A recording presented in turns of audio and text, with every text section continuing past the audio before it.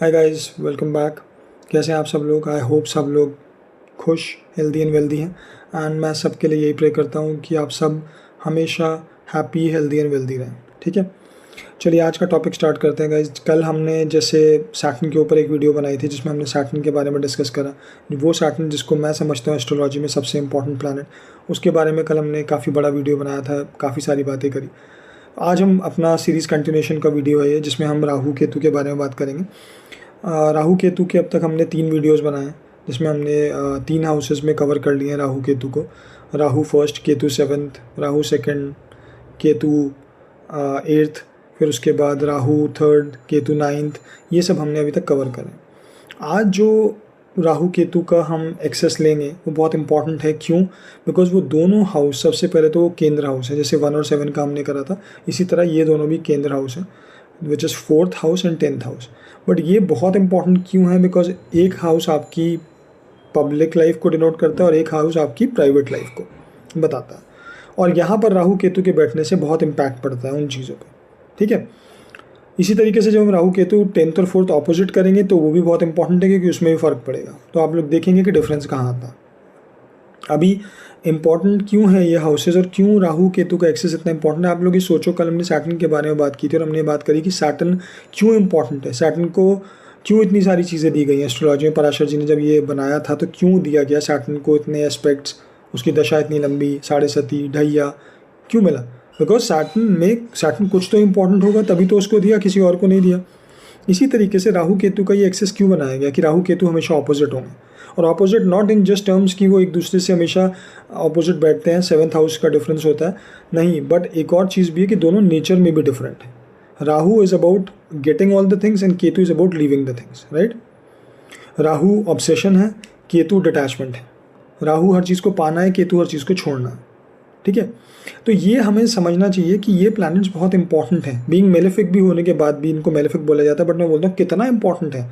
और एक राहु केतु के एक्सेस से ना आपके हॉरोस्कोप में बहुत सारी चीज़ें हम पता कर सकते हैं, बहुत सारी चीज़ें। जिस हाउस से बैठे हैं उस हाउस के रिलेशन में और भी हाउसेस के रिलेशनशिप्स में हम बहुत सारी चीज़ें निकाल सकते हैं।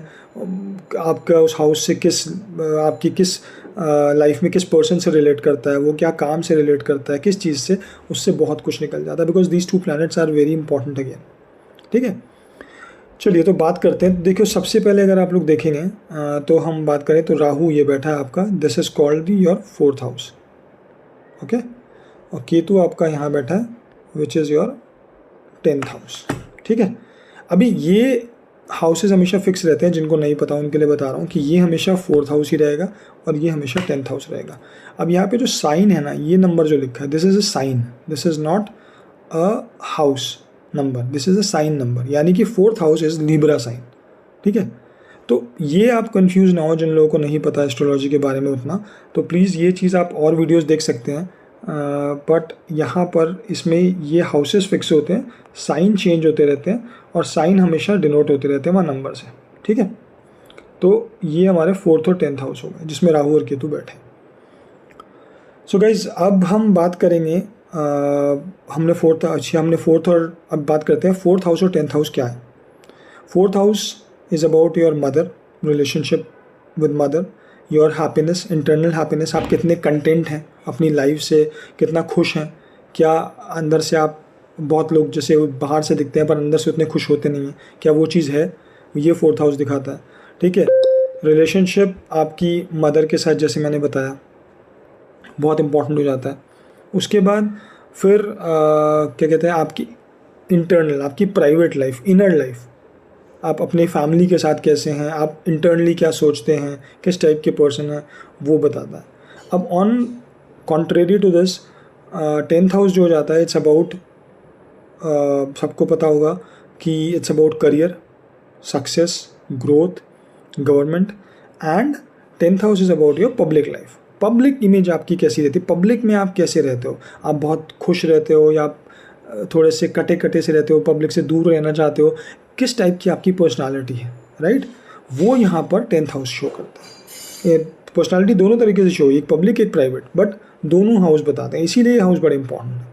अब आप एक चीज़ और ध्यान रखना कि ये जो 3 हाउसेस का एक क्लब बनता है हमारा, एक ये होता है, एक ये होता है, एक ये होता है और एक हमारा ये होता है। इनके बारे में मैं एक वीडियो बनाऊंगा और आप लोग को बताऊंगा कि ये तीन तीन हाउसेस मिला के क्या चीज़ सिम्बॉलिकली रिप्रेजेंट करते हैं, और अगर किधर ज़्यादा प्लैनेट्स बैठे हों, अगर इन तीन हाउस में ज़्यादा प्लैनेट बैठे हैं तो क्या मतलब होता है, इन तीन हाउस में ज़्यादा प्लैनेट है आपकी लाइफ में। आपने देखा होगा बहुत लोगों के चार्ट्स में, आप अपने चार्ट्स में भी अगर देखोगे तो आपके 9 में से 4-5 प्लैनेट तो इसी वाले 3 हाउसेज में बैठे हैं, राइट, या फिर इन वाले 3 हाउसेज में बैठे हैं, या मैक्सिमम आपके 4-5 प्लैनेट इन 3 हाउस में बैठे हैं। तो ये क्यों बैठते हैं, इनका कुछ सिग्निफिकेंस तो होगा ना, कोई तो चीज़ होगी जो यहाँ से पता लगती होगी हमें कि प्लैनेट्स यहाँ बैठे हैं तो क्या सिग्निफाई करता है। तो उसके बारे में भी हम लोग बात करेंगे डेफिनेटली। बट ये जो 4th हाउस वाला मैंने आपको 10th हाउस वाला बताया, तो इसमें यही होता है कि अगर 4th हाउस में आपका जो भी आपका चीज़ है, प्लैनेट्स हैं, या अगर आपका 4th हाउस है, वो ये बताता है कि आप फैमिली से कितना अटैच हो, कितने प्राइवेट पर्सन हो, आप कितने पब्लिक पर्सन हो, वो 10th हाउस से पता लगेगा। कितना ओपन हो बाहर घूमने में या घर में रहने में, आप कितने इंटरेस्टेड हो, वो सब इन चीज़ों से पता लगता है। ठीक है, चलिए ये तो हो गया हमारा 4th house and 10th house. Rahu Ketu के बारे में हम ऑलरेडी बात कर चुके हैं, राहु क्या होता है, केतु क्या होता है। Now let's start with 4th house के राहु में क्या होता है। ठीक है, अभी राहु जब 4th हाउस में आता है तो सबसे पहले वो आपको क्या चीज़ देगा कि यहाँ पर आपको, अच्छा 4th house is about home मैंने बताया, तो यहाँ पर लाइफ में आपके पास कभी ना कभी एक बहुत बड़ा घर ज़रूर होगा, क्योंकि राहु जहाँ बैठता है उन चीज़ों को एम्पलीफाई करता है। 4th house is about your home. या तो आपको घर रखने का बहुत शौक होगा, अच्छा डेकोरेट करके बहुत ज़्यादा अपने घर में चीज़ें लाने का शौक होगा, घर को मेंटेन करने का शौक होगा, घर को बहुत अच्छे से रखने का शौक होगा, और बड़ा घर भी होने के बहुत बहुत ज़्यादा चांस है, बिकॉज ये 4th हाउस को एक्सपैंड करेगा। बट उसमें चीज़ें हैं, जैसे यहाँ पे सैटर्न इसमें बैठा हुआ है चार्ट में, तो यहाँ चेंज हो जाएगा। ज़रूरी नहीं है जो मैंने बोला हर चीज़ वो ऐसी रहेगी। अगर खाली राहु बैठा है और वो भी फेवरेबल साइन में बैठा है तो डेफिनेटली जो मैं बोल रहा हूँ वो सारी बातें सही होंगी। बट जब उसमें थोड़ी थोड़ी मिलावट हो जाती है, मिलावट इन द सेंस अगर कोई प्लैनेट आ गया, साइन चेंज हो गया, तो चीज़ें फिर उस हिसाब से हमारी थोड़ी सी कम ज़्यादा हो जाती हैं। अब राहु के बैठने की वजह से यहाँ पर आदमी अपनी फैमिली के साथ ज़्यादा खुश रहेगा, फैमिली के साथ ज़्यादा ओपन होगा, और जब भी फैमिली होगी साथ में तो he'll feel more secure and safe, उसको ज़्यादा अच्छा लगेगा, कंटेंट वो ज़्यादा रहेगा। जैसे मैंने आपको बोला ना, हैप्पीनेस, इंटरनल हैप्पीनेस होती है, तो राहु के बैठने से जब भी वो फैमिली के साथ ज़्यादा होगा ना, घर में रहना ज़्यादा पसंद करेगा। पर अगेन वो घर वाला फैक्टर, घर में रहना पसंद करेगा नहीं करेगा, वो और चीज़ों पर भी डिपेंड है, जो मैंने आपको बताया कि वो 10th हाउस और आपका 11th एंड 9th हाउस तीनों को मिला के देखा जाता है कि वो कितना बाहर रहना चाहता है, कितना घर में। ठीक, बट अब आप देखो कि जब होगा, बट जनरल सिनेरियो में ही the person who will have Rahu in 4th house, जिसका राहु 4th हाउस में होगा, उसको फैमिली के साथ घर में रहना, ये चीज़ें ज़्यादा अच्छी लगेंगी, वो वहाँ पे ज़्यादा सिक्योर फील करेगा, हैप्पी फील करेगा। ठीक, अभी उसके बाद 4th हाउस में एक इम्पॉर्टेंट चीज़ क्या हो जाती है, जैसे इस चार्ट में तो ले लो सैटर्न और राहु दोनों ही बैठे हुए हैं, तो ये तो अगर जिसका भी चार्ट है, मैंने तो खैर जनरल ऐसे ही निकाल दिया कोई भी डेट डाल के, बट अगर ये चार्ट में किसी का कॉम्बिनेशन होता है तो डेफिनेटली इन लोगों के फॉरेन सेटलमेंट के चांसेस बहुत ज़्यादा स्ट्रांग होते हैं। यहाँ तो बिकॉज राहु एंड सैटर्न दोनों हैं, बट अगर राहु सैटर्न दोनों भी ना हो, केवल राहु भी अगर अकेला आपका बैठा हो 4th हाउस में, या कोई भी मेलेफिक प्लैनेट होता है, तो फॉरेन सेटलमेंट के चांसेस बहुत बढ़ जाते हैं। एंड व्हेन आई से सेटलमेंट मीन्स आप वहाँ पर रहते हो जाके, ये नहीं कि आप 4 महीने के लिए गए, 1 साल के लिए गए और वापस आ गए। फॉरेन सेटलमेंट मीन्स आप वहाँ जाके सेटल हो जाओ। उसका रीज़न ये है, 4th हाउस मैंने आपको जैसे बताया आपके घर का हाउस है, राइट। अब वहाँ पे कोई मेलेफिक प्लैनेट बैठ गया तो वो कोशिश करेगा आपको घर से दूर ले जाने की।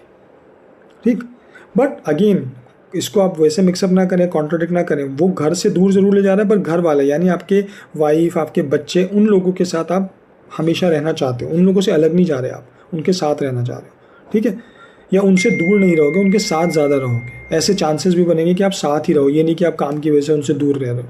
अगर यहाँ पे कोई और प्लैनेट है जिनकी हम बातें करेंगे तो तब सिचुएशन डिफरेंट हो सकती थी, बट अभी नहीं। ठीक, तो फॉरेन सेटलमेंट का मैंने आप लोगों को बताया कि यहाँ से चांसेस बढ़ जाते हैं, but again foreign settlement is again all together a different topic और काफ़ी बड़ा, उसके बारे में वीडियोस हैं और हम और भी बनाएंगे। बट फिलहाल ये एक जस्ट अ सिंगल पॉइंट है जिस मेंशन करने के लिए कि आपका राहु की वजह से क्या होगा। अच्छा, राहु अगर यहाँ पर होगा तो चांसेस ये है कि आप अपनी मदर से ज़्यादा अटैच होंगे as comparison to your father. ठीक है, उनसे ज़्यादा अपनी फीलिंग शेयर कर सकते हैं, या ये कह लीजिए आप अपनी मदर को देख के ज़्यादा सोचेंगे कि हाँ ये ज़्यादा सही हैं, मेरे फादर मुझे उतने सही नहीं लगते किसी भी रीज़न की वजह से। ऐसा नहीं कि उनसे कोई लड़ाई वड़ाई, बट ऐसा लगता है कि रीज़न मतलब मदर से ज़्यादा अटैच होगा। ठीक है बच्चा, या जो भी जिसकी भी कुंडली में राहु यहाँ बैठ जाएगा। Okay, so this is about Rahu in 4th house. अब बात करते हैं केतु इन 10th हाउस की। ठीक है, केतु 10th हाउस में क्या होगा? 10th हाउस जैसे मैंने आपको बताया क्या क्या होता है. 10th house is about your education, not education, your career, your progress, ये गवर्नमेंट, ये राइज इन लाइफ, ठीक है, या फिर आपका क्या कहते हैं, पब्लिक लाइफ, राइट. ये हमने सब बात की थी. अब केतु के बैठने से क्या होता है? केतु क्या है? Ketu again is a planet, spiritual planet है, which is fine. But Ketu को क्या पसंद है? केतु को अगर स्पिरिचुअलिटी पसंद है तो केतु मटेरियलिस्टिक चीज़ों के पीछे उतना भागता नहीं है, राइट. अब 10th हाउस अगर आपको करियर बनाना है तो मटेरियलिस्टिक चीज़ें आपको चाहिए ही चाहिए. मतलब आपको करियर के पीछे भागना है, आपको राइज करना है. अब केतु 10th में बैठने से ये चीज़ में एक क्लैश आ जाएगा. अब आप करियर तो हो सकता है आपका अच्छा हो, बट या तो आपको वो डिजर्विंग चीज़ें नहीं मिलेंगी जो आप डिज़र्व करते हो, यानी आपकी पोजीशन कभी आपको उतने प्रमोशंस नहीं मिल रहे जो आप डिज़र्व करते हो, या जिस लेवल ऑफ एक्सपीरियंस आपको हो गया उसके अकॉर्डिंग आप उस पोजीशन पे नहीं बैठे होंगे. यहाँ आप समझना मेरी बात को, मैं क्या कह रहा हूँ. सपोज़ करो आपको 15-20 साल का एक्सपीरियंस है अपने करियर में और आप किसी अच्छी पोस्ट पे होना चाहते हो, मान लीजिए डायरेक्टर लेवल और कोई भी जो भी कंपनी में होता है, बट आप वहाँ पे नहीं होंगे. आप हो सकता है उससे 2-3 पोजीशन नीचे होंगे. ये केतु की वजह से. और बिकॉज केतु क्या है, केतु उन चीज़ों से आपको हटा रहा है और आपको भी उतना फ़र्क नहीं लगेगा. आपको लगेगा कि चल ठीक है यार, इट्स ओके, मतलब ठीक चल रहा है, लेट इट बी, मैं ज़्यादा क्यों फालतू के वो प्रॉब्लम्स करूँ. अच्छा, फिर क्या होगा केतु के बैठने की वजह से? Because 10th house is about work environment, office वगैरह. अब केतु के यहाँ बैठने की वजह से you will not feel comfortable in the office environment. कुछ तो रीज़न होगा, या तो पॉलिटिक्स हो इंटरनल, या फिर कुलीग से ना बनती हो, या आपको उतना इंटरेस्ट ना हो कि यार मतलब ठीक है चल रहा है बट मेरे को उतना कंफर्टेबल फील नहीं हो रहा, but I have to work because काम करना ज़रूरी है. That is why you are working. Otherwise you are not feeling completely content with your job और योर वर्क. आपको लगता है कि मैं कुछ और कर लूँ तो ज़्यादा बेटर है, केतु की वजह से. अब यहाँ पे कुछ और प्लैनेट्स अगर आ जाएंगे तो वो डिफरेंट है. अगर सपोज करो यहाँ पे मार्स आ जाए, 10th हाउस का Mars makes you work alcoholic. जब भी 10th हाउस में मार्स होगा तो आदमी वर्क एल्कोहलिक हो जाता है. तो फिर उसको वो सब चीज़ें अच्छी लगती हैं, चाहे उसको प्रमोशन मिल भी नहीं रहा, बट उसको काम करना ही करना है. केतु के साथ मार्स बैठा है, डजेंट मैटर, केतु दे रहा है नहीं दे रहा है उसको फ़र्क नहीं पड़ता, उसे काम से मतलब है, वो खूब काम करता है आदमी, राइट. मंगल 10th में हाउस में बैठने से कुलदीपक योग भी बनता है, उसके बारे में भी हम कभी बात करेंगे. बट अभी इम्पॉर्टेंट क्या हो जाता है यहाँ पे केतु के बैठने के, जैसे मैं आपको बता रहा हूँ. अब आप एक चीज़ और करोगे कि आप पब्लिक लाइफ है आपकी, तो यहाँ पर क्या आप इतने ओपन नहीं होगे. एक तो राहु की वजह से वैसे ही प्राइवेट हो गए आप. अभी केतु के बैठने की वजह से आप पब्लिक लाइफ को भी उतना वो नहीं करोगे, या पब्लिक लाइफ में आप ज़्यादा इन्वॉल्व नहीं होगे. आप अपनी लाइफ प्राइवेट रखोगे, तो अपनी फीलिंग्स आप हाइड कर सकते हो, आप ज़्यादा दिखाओगे नहीं, ठीक है. दूसरा चीज़ एक और हो जाता है, because this is again 11th house से देखा जाता है network and friends, but 10th house is again same thing, because work environment है. तो वहाँ आप पब्लिक लाइफ में जा रहे हो, तो पब्लिक लाइफ में आप लोगों से भी इंटरेक्ट करोगे, राइट. ना अगर यहाँ पे केतु बैठ जाता है तो वो शो करता है कि आप फ्रेंड्स बनाने में उतने या तो बोले एक्टिव नहीं हो, या उतना इंटरेस्टेड नहीं हो, या आपके बनते नहीं हो उतने फ्रेंड्स. गड़बड़ हो जाती है कि बनते भी हैं भी तो आप उतना ज़्यादा इंटरेक्ट नहीं करोगे, आप घर की तरफ ज़्यादा रहोगे, बिकॉज राहु आपको उधर ज़्यादा हैप्पी रख रहा है. और आप हो सकता है आपके और प्लैनेट्स भी बैठे हों इस फेज़ में, तो फिर आप और ज़्यादा घर की तरफ अट्रैक्ट रहोगे, बाहर पब्लिक लाइफ में नहीं ज़्यादा रहोगे.